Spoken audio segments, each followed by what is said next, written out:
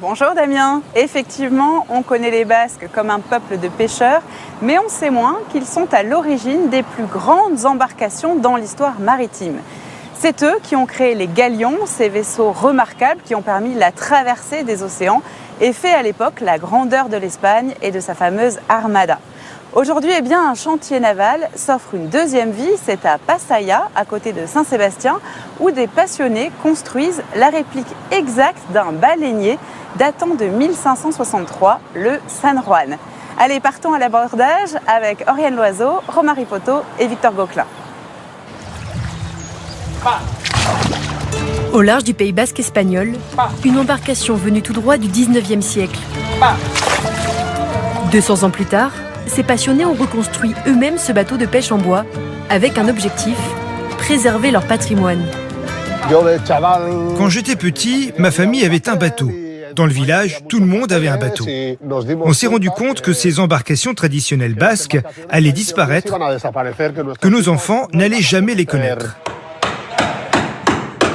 Tout se passe dans ce hangar. Ici, on fabrique à nouveau des bateaux selon la tradition basque. Barques, chaloupes et cette réplique d'un baleinier du XVIe siècle, le San Juan. Attends, stop. C'est bon là? Comme Antoine, des charpentiers viennent du monde entier pour travailler sur ce chantier hors du commun et hors du temps. Au niveau de la manière dont c'est construit, les matériaux utilisés, on essaye de refaire exactement comme à l'époque. Il y a du goudron un peu partout là qui traîne, ça c'est typique comme ils faisaient à l'époque. Et tout ployé à la force des bras. Tout est fabriqué à l'identique, jusqu'au moindre clou. Forgeron, charpentier, chacun doit réapprendre un savoir-faire souvent oublié sous la supervision de Sol Hoffman. Celle-là, non? Ça, c'est la pièce qui va devant. Le chantier a commencé il y a 8 ans et il est loin d'être terminé. C'est comme si c'était mon enfant. Je lui dédie beaucoup de temps, mais je suis fier de le voir grandir.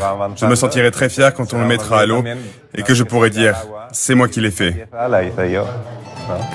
Après la coque, il restera à fabriquer les mâts, les voiles et la poupe. Encore quelques années de patience et ce géant de 28 mètres de long pourra à nouveau battre fièrement pavillon basque sur les mers d'Europe.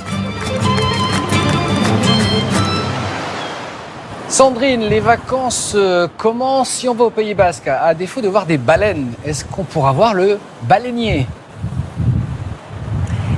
Les deux, mon capitaine. Vous pouvez visiter ce chantier hors du commun et en apprendre plus sur le baleinier.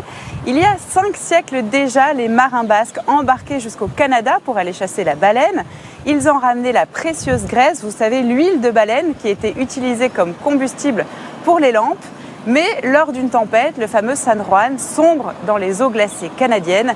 Et c'est seulement depuis la découverte de son épave, il y a tout juste 40 ans, qu'a surgi l'idée de le reconstruire comme à l'époque.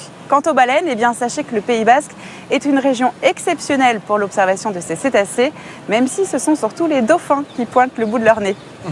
Merci beaucoup Sandrine, passez un très bon week-end et merci pour ce très joli reportage.